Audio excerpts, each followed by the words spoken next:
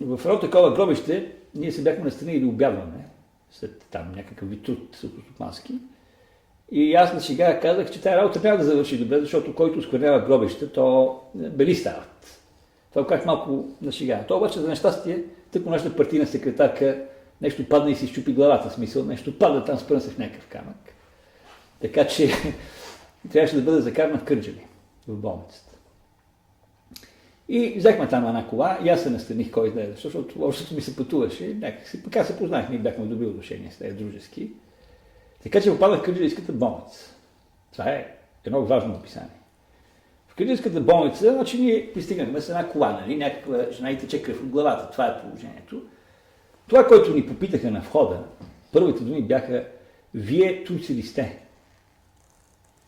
И ние казахме, че не само, че сме турци, ами сме, да се казва, бригадири тук, защото те веднага ни приеха.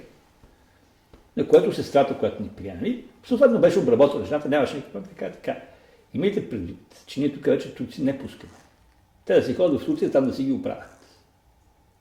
Което означава, че цялото население, което е било локално в този край, един известен период от време, не мога да ви кажа за колко дълго, за съжаление, е било напълно лишено от медицинска помощ. Впрочем, картината е такава. Значи един регион се блокира, престава да му се доставят храни, напитки, лишава се от всякакви контакти с медицински лица и така, докато не се махне в Турция. Това обясняваше и факта, че първоначално някакви деца не искаха хляб, защото наистина на някои места по този вид действия имаше наистина глад, буквален, директен глад.